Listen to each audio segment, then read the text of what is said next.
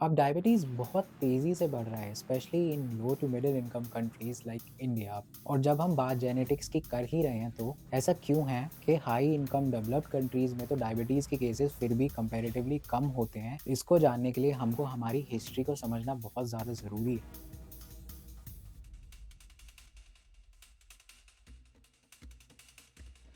Diabetes is a chronic disease और ये तब होती है जब हमारे पैनक्रियाज़ इनफ इंसुलिन प्रोड्यूस नहीं करते, या फिर हमारी बॉडी जब इंसुलिन प्रोड्यूस करती है उसको इफेक्टिवली यूज़ नहीं कर पाती। अब ये जानना बहुत इंपॉर्टेंट हो जाता है कि ये इंसुलिन क्या चीज़ होती है। इंसुलिन वो हार्मोन होता है जो हमारे ब्लड ग्लूकोज लेवल को रेगुलेट करता है। और जब इंसुलिन हमारी बॉडी में ब्लड ग्लूकोज लेवल को सही से रेगुलेट नहीं कर पाता, तो in most of the cases हमें हाइपरग्लाइसीमिया हो जाता है, जिसको हम डायबिटीज़ या सिंपल लैंग्वेज में शुगर भी बोल देते हैं। Diabetes over the period of time हमारी बॉडी के सिस्टम को सीरियसली डैमेज करता है, specially the nerves and the blood vessels. अब डायबिटीज़ 2 टाइप की होती है। अब टाइप 1 डायबिटीज़ में जो पेशेंट होते हैं उनकी बॉडी में एडिक्वेट अमाउंट में इंसुलिन प्रोड्यूस नहीं होता, जिनकी वजह से उनको एक्सटर्नल सोर्स ऑफ इंसुलिन पर डिपेंडेंट रहना पड़ता है for their whole life. According to a survey conducted in 2017,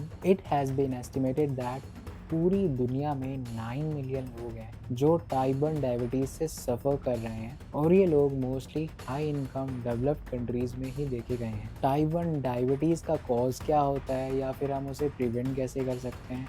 medical and health science researchers अभी भी इस टॉपिक पे रिसर्च कर रहे हैं और अभी हमें इसके बारे में इनफ इन्फॉर्मेशन नहीं है। Moving on to type 2 diabetes, ये हमारी बॉडी को अफेक्ट करती है, जिससे कि हमारी बॉडी प्रॉपरली ब्लड शुगर और ग्लूकोज लेवल को रेगुलेट नहीं कर पाती हमारी पूरी बॉडी में, और हम उस ब्लड शुगर लेवल या फिर उस शुगर को यूज़ नहीं कर पाते या कन्वर्ट नहीं कर पाते as a source of energy, और वो बाद में स्टोर हो जाती है as a form of fat. और अब जब भी हम इस वीडियो में डायबिटीज़ की बात करेंगे, तो हम डायबिटीज़ टाइप 2 को रेफर करेंगे।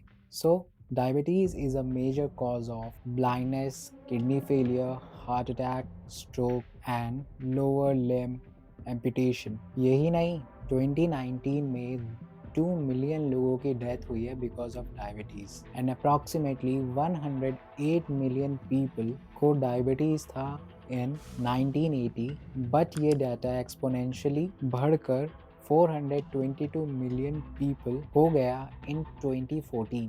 ये प्रिडिक्ट किया जा रहा है as of now 9.7 million people are suffering through undiagnosed diabetes. 30 million new लोगों को डायग्नोस्ड किया गया for diabetes in 2024, and 116 million adults are pre diabetic as per the data of 2017 to 2022। अब डायबिटीज़ बहुत तेज़ी से बढ़ रहा है, specially in low to middle income countries like India, Pakistan, Bangladesh, Sri Lanka, and specifically in South Asian region as compared to the developed countries. Type 2 diabetes is preventable, and ये cause होती है जब हम overweight होते हैं, जब हम enough exercises नहीं करते या अपनी डाइट मेंटेन नहीं करते, और या फिर हमारे जेनेटिक्स। और जब हम बात जेनेटिक्स की कर ही रहे हैं, तो ऐसा क्यों है कि हाई इनकम डेवलप्ड कंट्रीज़ में तो डायबिटीज़ के केसेस फिर भी कंपैरेटिवली कम होते हैं as compare to the South Asian countries? आखिर वेस्टर्न कंट्रीज़ में भी तो ओबेसिटी की प्रॉब्लम बहुत तेज़ी से राइज़ कर रही है, एंड वेस्टर्न कंट्रीज़ के पीपल की भी डाइटरी हैबिट कोई ख़ास अच्छी नहीं है। फिर ऐसा हमारे साथ ही क्यों होता है? इसको जानने के लिए हमको हमारी हिस्ट्री को समझना बहुत ज़्यादा ज़रूरी है। हमको समझना चाहिए कि हमारे साथ पास्ट में ऐसा क्या हुआ कि हमारे जीन्स बॉडी में ज़्यादा फैट स्टोर करने लग गए, जिसकी वजह से हम साउथ एशियन ज़्यादा प्रोन होते हैं for developing diabetes, obesity and cardiovascular diseases. So to understand this question, let's go back to the history. अब ये तो हम सब जानते हैं कि ब्रिटिशर्स ने 1858 से लेकर 1947 तक इंडिया पर रूल किया था। So it's around 89 years of official British rule over Indian subcontinent, also known as British Raj. अब इस दौरान इंडिया को 25 बार भूखमरी देखनी पड़ी थी, जिसकी वजह से 65 मिलियन लोगों की डेथ देखी गई ड्यूरिंग दैट टाइम। अब इसको हम कंपेयर कर सकते हैं ब्रिटिश रूल के पहले के टाइम से, जहाँ 2000 सालों में हमारे इंडिया में 17 फैमिन रिपोर्ट किए गए थे।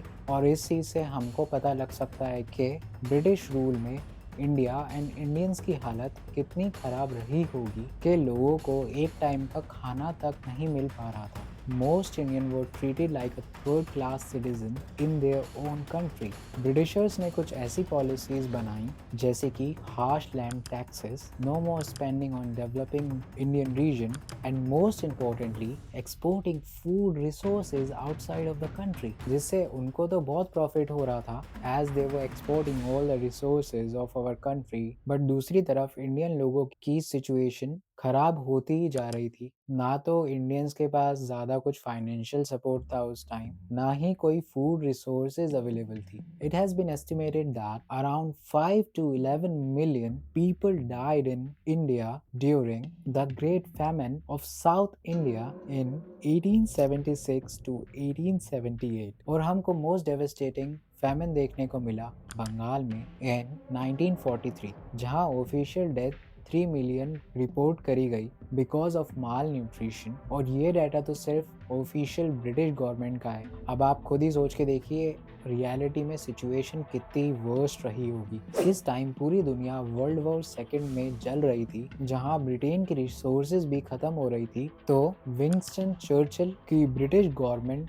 ने इंडिया की ज़्यादातर फूड रिसोर्सेज एक्सपोर्ट करी, जिससे कि वो एलाइड फोर्सेस को फूड प्रोवाइड कर सके, जिसकी वजह से इंडिया में फूड शॉर्टेज देखने को मिली। बट इंडियंस का क्या है, उनको थोड़ी ही ना ज़रूरत है फूड रिसोर्सेज की। According to Winston Churchill, Indians are the beastly people with beastly religion. उन्होंने ये भी मेंशन करा कि बंगाल फैमिन में ब्रिटिश गवर्नमेंट या उनका कोई रोल नहीं था, और सारा ब्लेम उन्होंने हम इंडियंस पर डाल दिया, ये बोल के कि it was their own fault for breeding like rabbits. During this time India के वाइसरॉय ने भी ब्रिटिश गवर्नमेंट से रिक्वेस्ट करी थी कि इंडिया में फूड शॉर्टेज हो रही है और यहाँ लोग मर रहे हैं, हमको around 1 million ton of wheat emergency में चाहिए होगा as soon as possible. But ये रिक्वेस्ट भी डिनाई कर दी गई by the British government in London. अब इंडिया में भुखमरी की सिचुएशन तो चल ही रही थी, साथ में ये एस्टिमेट किया जाता है कि Britishers looted estimate of $45 trillion from India exploiting trade practices। अब आप सोच रहे होंगे इंडिया में तो भुखमरी 100 साल पहले हुई थी, उसका इम्पैक्ट आज की प्रेजेंट जनरेशन पर देखने को क्यों ही मिल रहा है। आपका ये क्वेश्चन बहुत ही ज़्यादा वैलिड है। पहले हम ब्लेम करते थे इंडियंस के लाइफस्टाइल एंड इंडियन डाइट को for increasing the number of diabetes cases in India, but a new research study highlights other major factor जो कि हमारी history during colonial rule and हमारी अडेप्टेबिलिटी विद स्टारवेशन को भी reason बताया गया है, जिसकी वजह से साउथ एशियंस में ज़्यादा डायबिटिक पेशेंट्स मिलते हैं। और ये रिसर्च ये भी शो करती है कि why South Indians store more body fat and are more likely to develop diabetes, obesity and other cardiovascular diseases. इस रिसर्च स्टडी के अकॉर्डिंग ये भी बताया गया कि अगर हम एक फैमिन सरवाइव करें तो ये एक्सपीरियंस हमारा risk of developing diabetes double कर देता है, और हमारे ग्रैंड चिल्ड्रंस के जनरेशन तक इसके इफ़ेक्ट्स देखे जा सकते हैं। हम इस चीज़ को एपिजेनेटिक्स से समझ सकते हैं, बट पहले मैं आपको सिंपल लैंग्वेज में बता देता हूँ एपिजेनेटिक्स होती क्या है। सो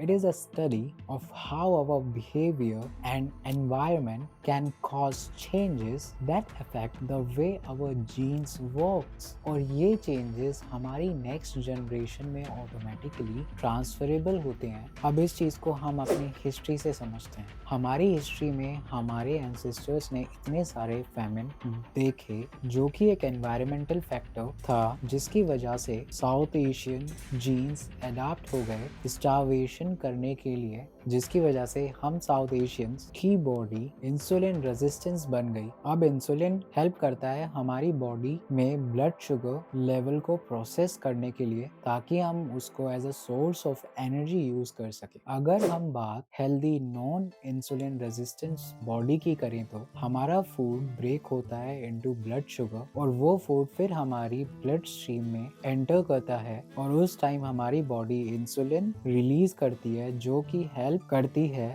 ब्लड शुगर को कि वो हमारे सेल्स में एंटर कर सके, जिससे हम उसको as a source of energy use कर सकें। और जो बची हुई ब्लड शुगर होती है वो हमारा लिवर स्टोर कर लेता है, जिससे कि अगर बॉडी को खाना ना मिले या फिर कोई भी एनर्जी सोर्स ना मिले तो इन दैट सिचुएशन हम उसको यूज़ कर सकें। और ये सारा काम हमारी बॉडी के लिए इंसुलिन करता है, जो कि लिवर को सिग्नल करता है कि कब ब्लड शुगर स्टोर करना है और कब रिलीज। बट हमारे साउथ इंडियन जीन्स ऑलरेडी ही अडाप्ट कर चुके हैं एनर्जी बॉडी में स्टोर रखने के लिए जितनी भी देर तक पॉसिबल, क्योंकि आज भी हमारे जीन्स को लगता है कि कहीं हमको फिर से स्टार्वेशन ना देखनी पड़ जाए, जिसकी वजह से हमारी बॉडी इंसुलिन रेजिस्टेंस बन चुकी है। हमारी मसल्स एंड हमारा लिवर ज़्यादा शुगर एब्जॉर्ब नहीं कर पाते और वो ब्लड शुगर हमारी बॉडी में स्टोर हो जाती है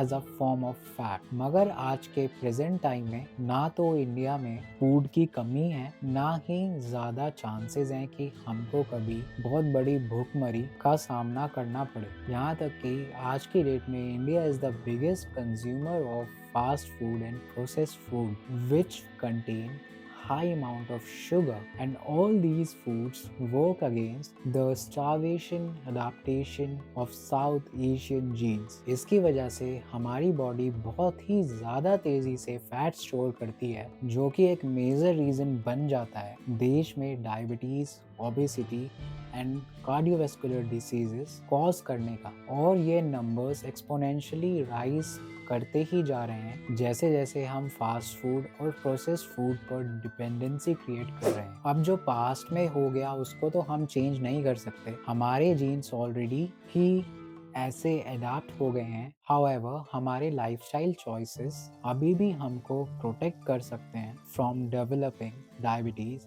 obesity and cardiovascular diseases. We medical and health science researchers always recommend that हम साउथ एशियंस को हमारी रूट फाउंडेशन पर वापस जाना होगा।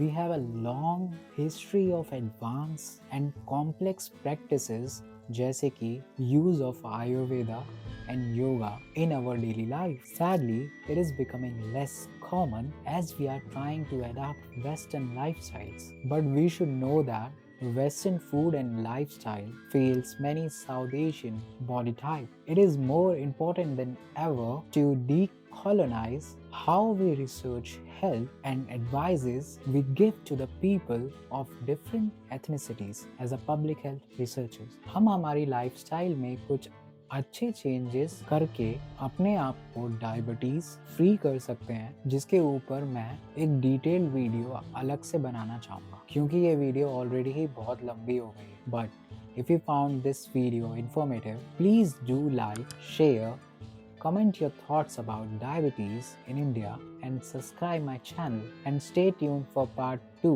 of this video. तब तक के लिए stay safe, stay healthy, जय हिंद।